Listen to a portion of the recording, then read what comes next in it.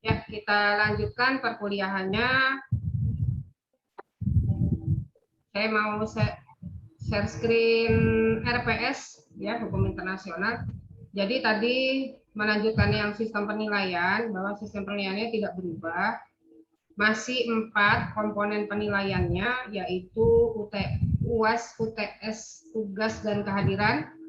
Prosentasenya juga masih sama, UAS 40%, UTS 30%, kemudian 20 tugas, 10 kehadiran. Ya, jadi masih sama, tidak ada perubahan.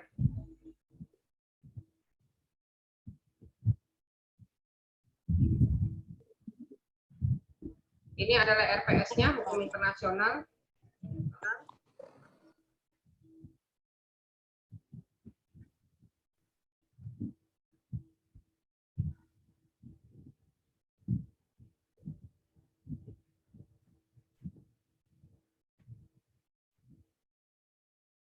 Nanti akan saya share di grup. Jadi ini mahasiswa wajib bikin grup di WA ya, supaya saya bisa share macam-macam gitu. Ya RPS, ya literatur, kemudian studi kasus, gitu ya. Kemudian tulisan-tulisan saya juga. Nah, ini kontrak belajar dan silabus. Silabus itu yang ini ya, RPS, rencana pembelajaran 1 semester. Supaya mahasiswa mengetahui, ini hukum internasional, 1 semester itu belajar apa aja, gitu ya. Nah, ini sudah ada link YouTube-nya. Karena hukum internasional ini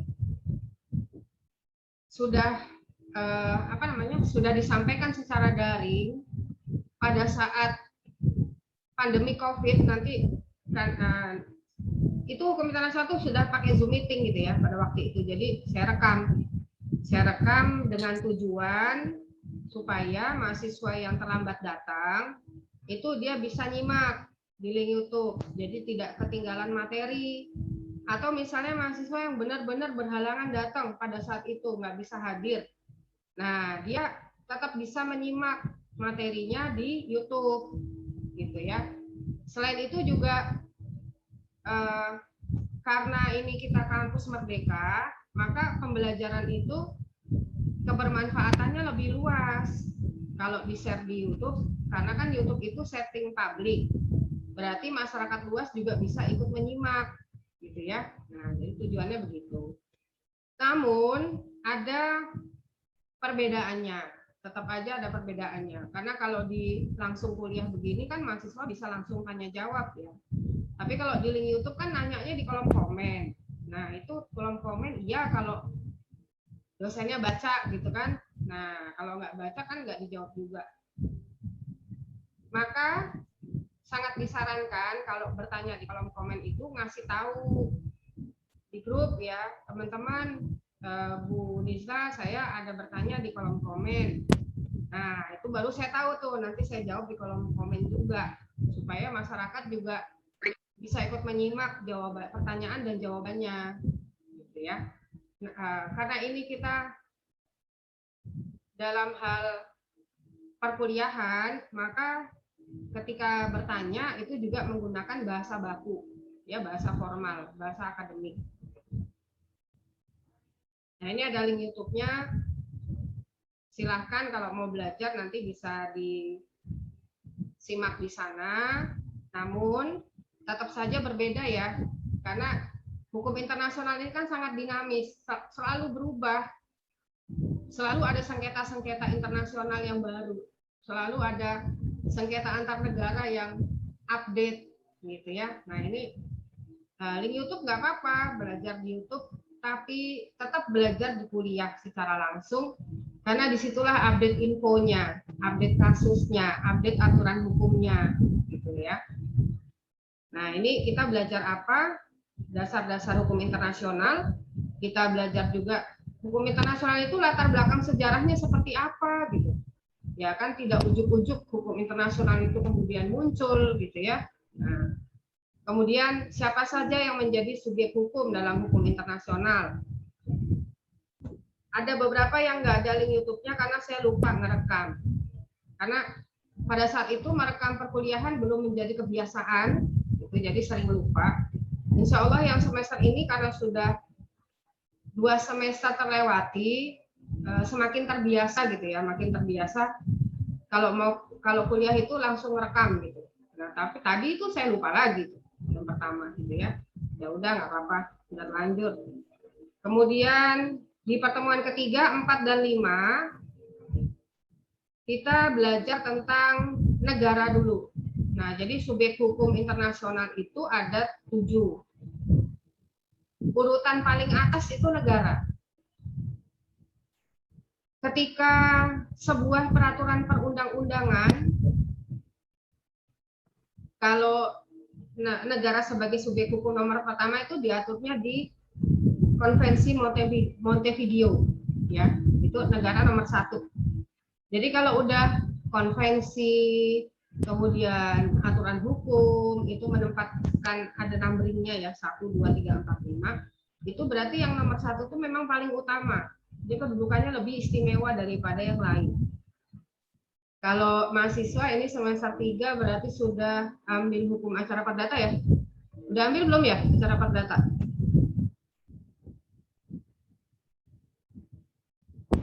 Hukum acara belum, hukum acara belum, baru acara perdata belum?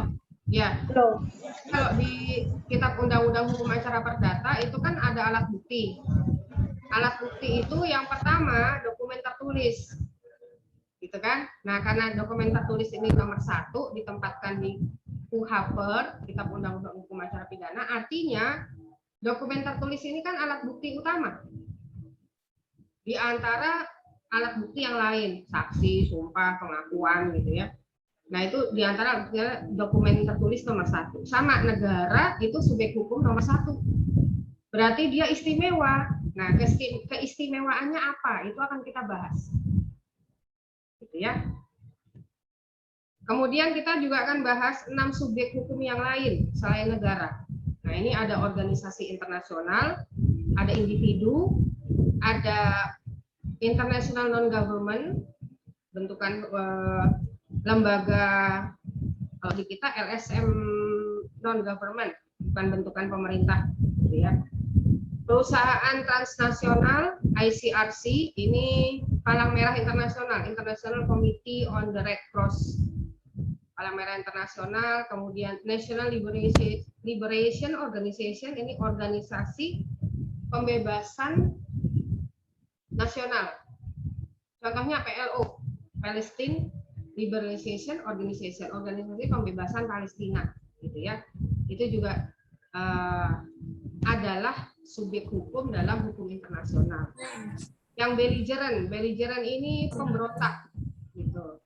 Pemberontak ini berbeda makna dengan pemberontak dalam KBBI ya, Kamus Besar Bahasa Indonesia.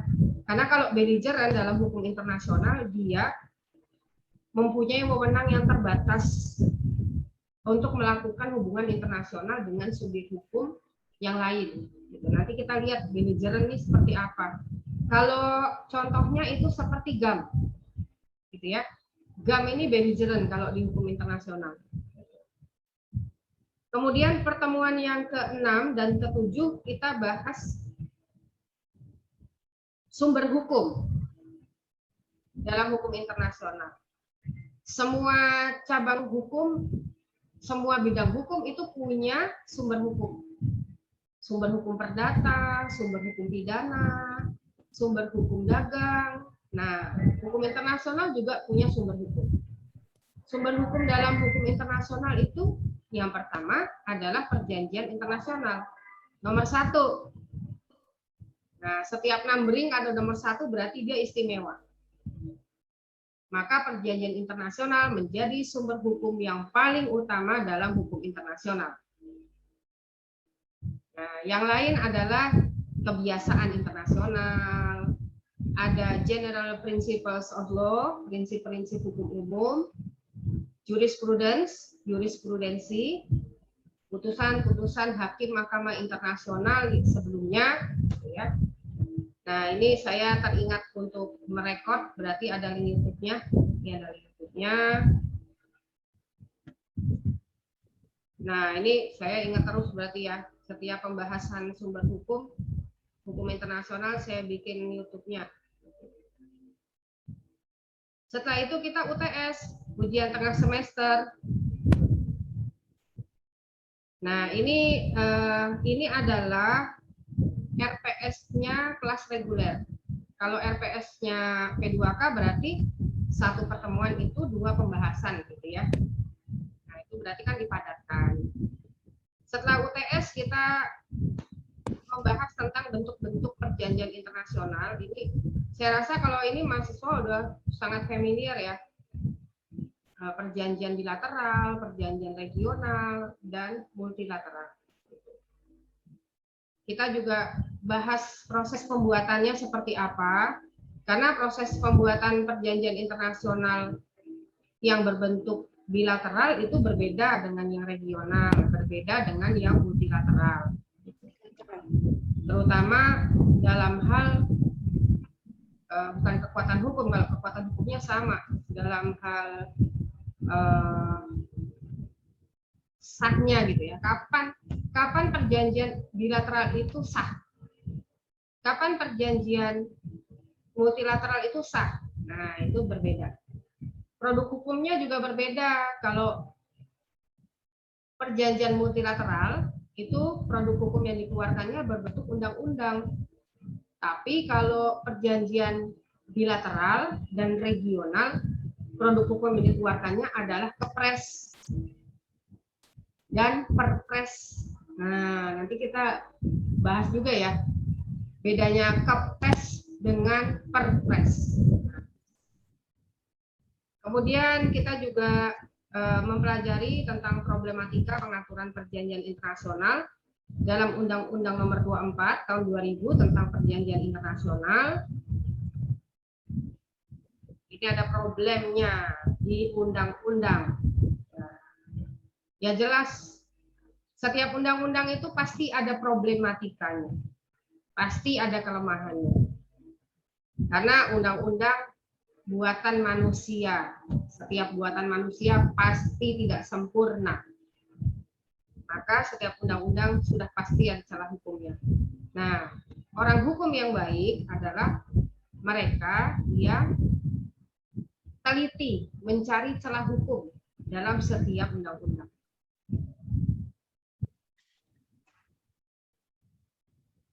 Ini ada link YouTube-nya juga. Pertemuan 10 kita belajar hukum diplomatik dan konsuler. Ini ada immunity rights dan persona non grata. Immunity rights itu secara singkat adalah kekebalan hukum. Jadi ini kita meruntuhkan teori hukum pidana. Ya, kalau di hukum pidana itu kan ada equality before the law. Kesamaan di hadapan hukum. Kan asasnya begitu, ya. Bahwa semua orang sama di hadapan hukum. Ternyata enggak juga.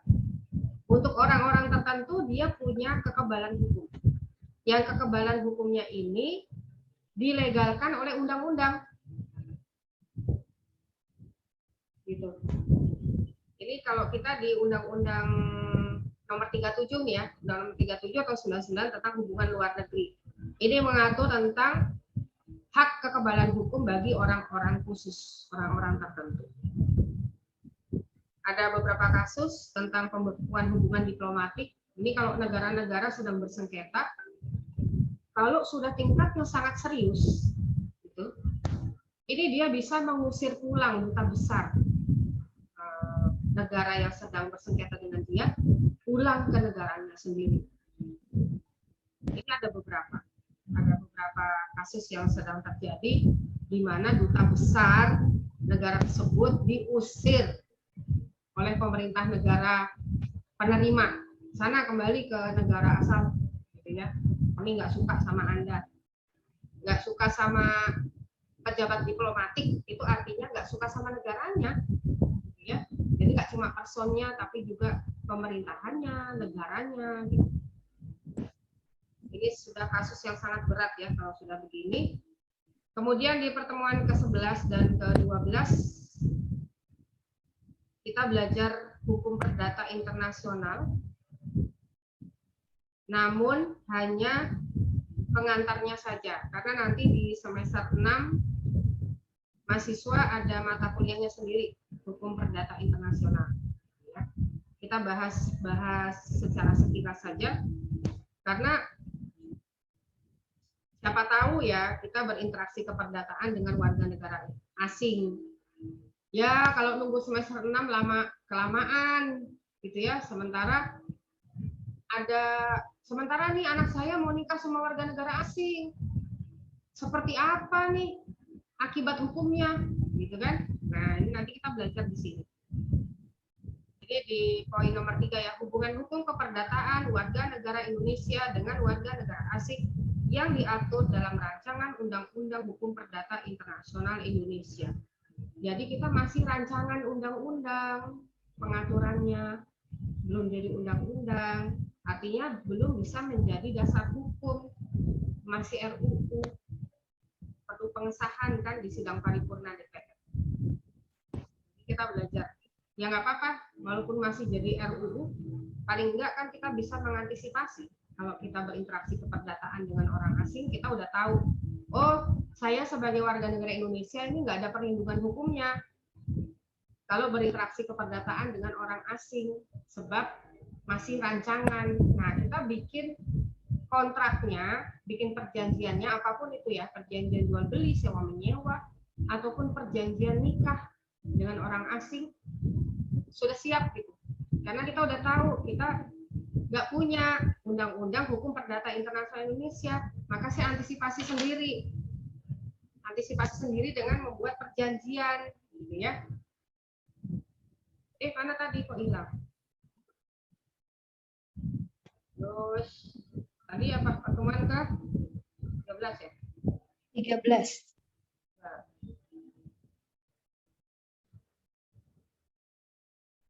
Nah, ini ya. Pertemuan 12 tadi kita belajar hukum perdata internasional supaya kita semua bisa bersiap-siap. Ini warga negara asing pembanjir ya masuk ke Indonesia, terutama TKA ada di Cina, maka tidak menutup kemungkinan kita berurusan sama orang asing. Sementara orang asingnya sudah punya undang-undangnya. Dia udah punya undang-undang hukum perdata internasional negara dia. Kita masih rancangan undang-undang. Dia sudah dilindungi oleh negaranya gitu ketika dia berinteraksi perdata dengan warga negara asing. Buat kita buat dia itu warga negara asing kan. Sementara kita belum ada perlindungan hukumnya karena masih rancangan undang-undang. Apakah kemudian kita menyerah begitu saja? Ya tidak. Ini kan hubungan keperdataan. Hubungan keperdataan itu bisa diikat dengan perjanjian antar para pihak. Nah, ini kan mahasiswa sudah belajar hukum perdata. Ya, di hukum perdata itu kan ada syarat sah perjanjian. Nah, ya, maka ketika kita membuat perjanjian, apapun bentuknya, mau jual beli, mau sewa menyewa, mau perjanjian pernikahan, perjanjian kawin, gitu kan? Kita kan patuh sama syarat sah perjanjian 1320. Sepakat cakap bertindak hukum hal tertentu kausa yang halal. Selama ini empat syarat sah perjanjian terpenuhi, berarti perjanjian yang kita buat mau dengan warga negara sendiri, mau dengan warga negara asing, berarti sah berdasarkan hukum perdata Indonesia. Gitu ya. Contoh misalnya nih, Bu Irna punya rumah, gitu kan, mau dikontrakin. Yang mau kontrak itu orang Korea. Waduh, pakai bahasa apa nih? Bahasa Inggris apa bahasa Indonesia ya perjanjiannya? Atau pakai bahasa Korea? Nah, kalau di syarat sah perjanjian kan nggak ada bahwa harus menggunakan bahasa tertentu. Syarat-syarat sahnya kan sepakat. Gitu. Karena si orang Korea ini sedang berada di Indonesia, maka kita boleh-boleh aja sebagai pemilik rumah, pemilik barang, menggunakan bahasa Indonesia dalam perjanjian, kecuali si Koreanya itu negosiasi gitu ya. Waduh, saya nggak bisa bahasa Indonesia, atau saya tidak menguasai bahasa Indonesia, saya bisa tapi saya nggak menguasai.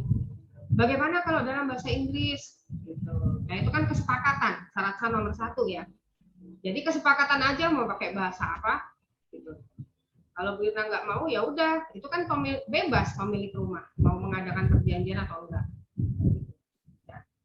Kemudian pilihan hukumnya juga harus ditentukan kalau kita dengan orang asing, karena kita belum punya undang-undangnya, kita yang menentukan, gitu ya. Bargaining power-nya kalau pemilik barang itu lebih kuat daripada yang penyewa. Misalnya dalam salah satu pasalnya nih, kontrak rumah Bu Irna dengan si orang Korea, maka pilihan hukum yang disepakati oleh para pihak apabila terjadi sengketa adalah Pengadilan Negeri Jakarta Pusat. Nanti kalau ada sengketa hukum berarti penyelesaiannya diserahkan ke PN Jakarta Pusat. Gitu. Jadi nggak usah wah ini kan nggak ada pilihan hukumnya, berarti pakai hukum Korea. Nggak bisa, kita sudah membuat perjanjian seperti itu, gitu kan. Maka hukum yang dipakai adalah hukum perdata Indonesia dan diselesaikan dalam yurisdiksi Pengadilan Negeri Jakarta Pusat. Itu antisipasi kita, karena kita belum punya undang-undangnya. Gitu ya. Kemudian pertemuan 13 kita belajar yurisdiksi. Yurisdiksi itu kalau di kamus hukum, nah ini mahasiswa harus punya ya. Kamus hukum itu wajib punya kalau orang hukum. Gitu. Saya orang hukum, tapi saya punya tuh kamus teknologi informasi. Kenapa? Karena kan kita punya undang-undang ITE. Di undang-undang ITE kan banyak istilah-istilah Bitcoin, blockchain, istilah-istilah informatika yang orang hukum itu awam. Tapi karena kita juga berkepentingan dengan undang-undang ITE, ya mau nggak mau kan kita harus paham kan, apa sih Bitcoin, apa sih ini gitu. Ya udah punya tuh kamus informatika.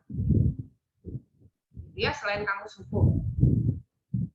Nah, jadi sebagai orang hukum itu ada kitab suci yang harus kita punya. Wajib artinya ya.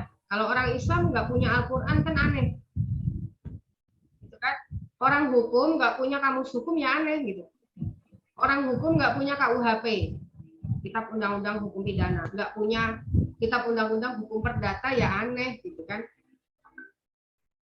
Nah, jadi kitab suci yang harus dipunyai oleh kita sebagai orang hukum itu KUHP, kitab undang-undang hukum perdata, KUHD, kitab undang-undang hukum dagang, kitab undang-undang hukum acara pidana, kitab undang-undang hukum acara perdata, kamus hukum. Ya, kamus hukum harus punya. Kalau kamus hukum ini juga mata kuliahnya, ada mata kuliah tertentu yang kamusnya khusus. Contohnya hukum dagang internasional.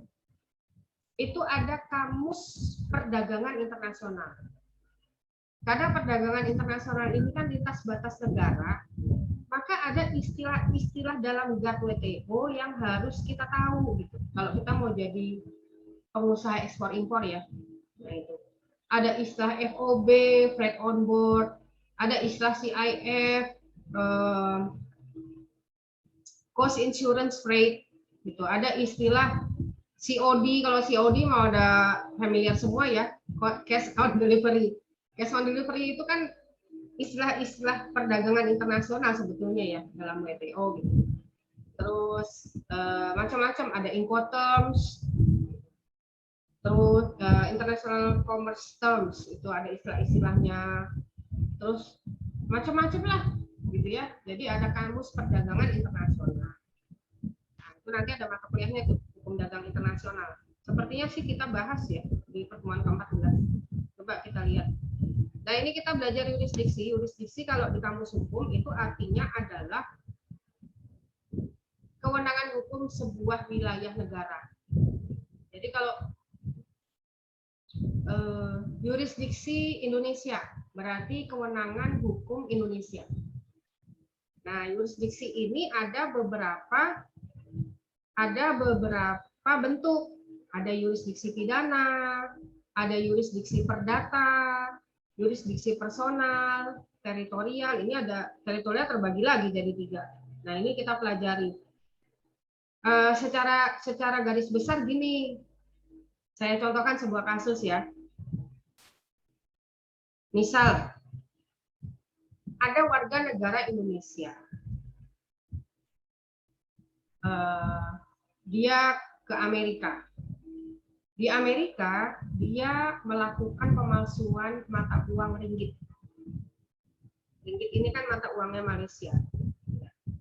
Kemudian, karena dia menjadi tersangka, dan karena tentu saja kepolisian Indonesia tidak punya jurisdiksi melakukan penangkapan di wilayah negara lain. Nah, ingat, polisi Indonesia itu hanya punya wewenang menangkap, menggeledah, menyita barang bukti ya, menyita barang bukti itu hanya di wilayah jurisdiksi dia doang. Jadi di Indonesia aja. Jadi kalau ada warga negara Indonesia ke luar negeri, nggak bisa polisi Indonesia nangkep. Kenapa? Karena bukan wilayah kewenangan dia. Maka kemudian kan bekerja sama dengan polisi negara tersebut. Ya. Polisi negara tersebut dia harus sudah lulus ujian sebagai international police. Sama, Indonesia juga gitu. Kalau ada penjahat luar negeri lari ke Indonesia, itu yang punya wewenang menangkapnya Interpol. Interpol itu ya polisi Indonesia sendiri, tapi sudah lulus ujian kompetensi sebagai international police. Cuma dia yang bisa. International Police ujiannya banyak banget. Jadi salah kata teman saya, dia polisi Indonesia, itu TOEFL-nya itu minimal 550. Ya iya mau nangkep orang asing, kan nggak bisa pakai bahasa Indonesia menyebutkan hak-hak tersangka, gitu kan? You have the rights remain silent. Kalau di film-film kan begitu tuh. Gitu ya. Nah, itu kan dia harus menguasai bahasa Inggris yang jelas sebagai international police. Nah, ini ada warga negara Indonesia ke Amerika, dia melakukan pemalsuan mata uang ringgit. Dicari kan, mau ditangkap sama polisi Indonesia nggak bisa. Akhirnya kerjasama dengan Interpol, International Police. Ketangkepnya di Kanada, berarti tertangkap oleh Interpol Kanada. Ya, Amerika ke Kanada kan cuma nyebrang doang. Perbatasannya darat kan. Jadi gampang melalui masuk wilayah Kanada gitu. Nah, kalau ini tidak diatur oleh hukum pidana internasional, ini jurisdiksi pidana ya. Ini kita lagi yang jurisdiksi pidana itu apa gitu. Nah, satu contoh aja, nanti kita akan bahas juga semuanya. Nah, ini kalau nggak diatur dalam jurisdiksi pidana, ini akan terjadi sengketa antar negara dalam menentukan hukum pidana mana yang seharusnya berlaku pada orang ini. Pemerintah Indonesia akan menuntut gitu, bahwa ini si pelaku pemalsuan mata uang ini harus dikembalikan ke Indonesia dan diadili berdasarkan hukum pidana Indonesia karena dia warga negara Indonesia. Tapi pemerintah Amerika pasti akan membantah, belum nggak bisa. Dia harus diadili berdasarkan hukum pidana Amerika karena TKP-nya di sini. Alat-alat pemalsuan mata uangnya di sini, di negara kami. Sementara Malaysia nggak terima, loh nggak bisa.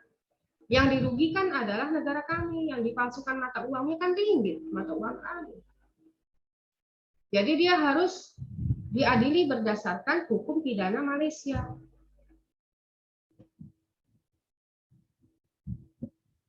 Anda semua tidak berhak mengadili dia, nggak berwenang. Kami Kanada yang harusnya mengadili. Karena dia tertangkapnya di negara kami. Gitu ya. Nah, jadi dalam hal jurisdiksi ini ada beberapa kejahatan yang disepakati oleh negara-negara sebagai kejahatan luar biasa, extraordinary crime, di mana berlaku jurisdiksi universal. Ini dia, yang nomor 4. nomor 5 ya, yurisdiksi universal. Ini alhamdulillah saya nggak lupa ngerekam. Nah itu. Jadi jawabannya apa Bu Nisa? Diadili berdasarkan hukum pidana negara mana? Ya nanti kita belajar di situ. Ada namanya yurisdiksi universal, di mana negara-negara bersepakat untuk 5 kejahatan luar biasa berlaku yurisdiksi universal. Artinya, mau dia warga negara manapun, mau TKP-nya dimanapun, mau ketangkepnya dimanapun, mau warga negara manapun, tindak kejahatannya berupa extraordinary crime, maka menjadi wewenang negara di mana dia tertangkap untuk mengadili berdasarkan hukum pidana di negara di mana dia tertangkap. Jadi udah diatur. Nah, 5 kejahatan luar biasa ini apa aja? Nah, itu nanti akan kita bahas. Ya. Kalau nggak sabar nunggu pertemuan 13, silakan disimak link YouTube-nya. Ya. Pertemuan 14 dan 15. Kita masih ada 6 menit, cukuplah untuk tanya jawab. 14 dan 15 kita bahas tentang kedaulatan teritorial, batas wilayah negara. Ini tentu saja batas wilayah negara dibatasi oleh wilayah darat, wilayah laut, wilayah ruang udara, dan wilayah ruang angkasa. Nah, ini dia. Ya, wilayah ruang angkasa. Masing-masing ada undang-undangnya.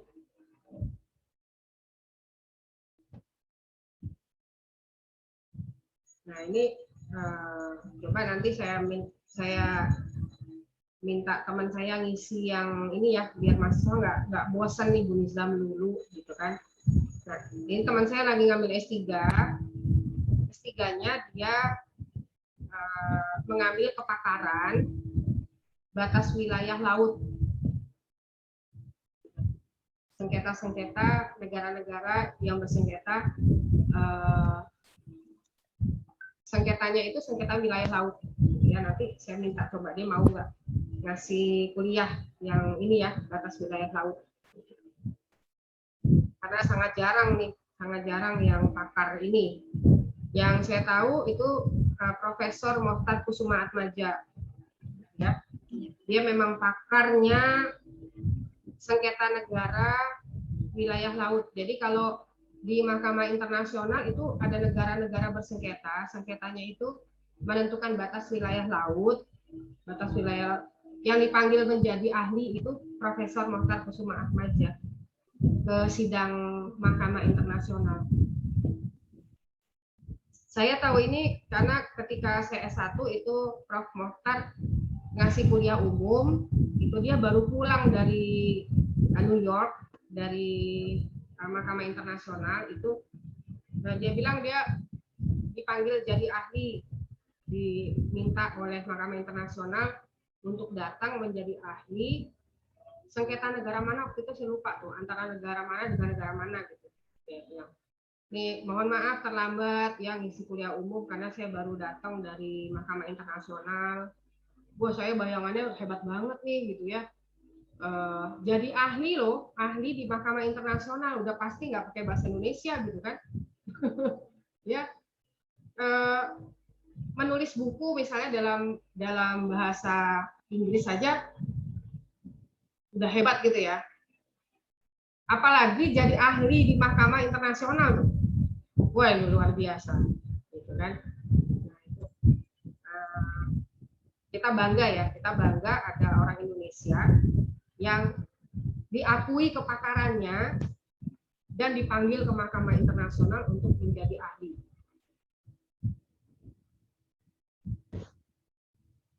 Baik, kemudian ujian akhir semester. Nah, ini daftar referensi yang digunakan.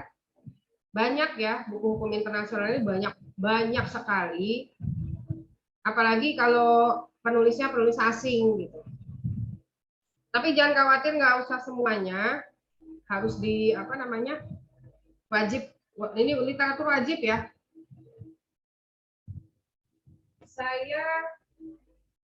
Saya rekomendasikan yang ini sebetulnya nih. Hukum internasionalnya Dr. Burma Una. Burma Una ini dia mantan duta besar Indonesia untuk Amerika. Tahun berapa saya lupa. Adalah di sini ya di biografinya nih. Ini di belakang. Ntar baca aja. Dubes Burma Una adalah seorang diplomat karir yang pernah ditugaskan oleh Indonesia di kedutaan besar di KBRI Paris, kemudian KBRI New York, Maroko, dan terakhir di Mesir. Gitu. Nah, ini beliau luar biasa, nih bukunya juga sangat berkualitas ya. Saya baca buku ini nggak bisa berhenti gitu, karena dia pengalamannya sebagai duta besar itu dituangkan di buku ini gitu ya. Nah itu jadi bacanya itu senang gitu kita. Tapi ini bukunya terakhir saya hubungi penerbit resminya, buku ini sudah tidak diproduksi lagi. Saya nggak tahu apakah ada kontrak tertentu ya, itu yang membatasi perbanyakan buku ini. Saya juga nggak ngerti, tapi saya tanya, udah nggak produksi lagi Bu Nisa, nih jadi buku langka gitu ya, nggak bisa ditemui di toko buku nih, harus ke second hand, buku second hand. Di Blok M ada, tapi saya rasa udah habis karena semua orang cari buku itu gitu ya. Nah ini saya referensikan ini, kalau ini masih diproduksi gitu ya. Ini Bu Sefriani. Bu Sefriani ini sudah profesor, dia guru besar di bidang hukum internasional. Dulu waktu S1 itu dosen saya nih, Bu Sefri, waktu S1 ya. Nah itu bukunya ini juga sangat bagus. Hanya saja ada beberapa cabang hukum internasional yang memang tidak dimuat dalam buku ini. Ini kan ada edisi kedua, ada edisi 1, edisi 2 gitu ya. Nah ini kan memang kan cabang hukum dari hukum internasional sangat banyak.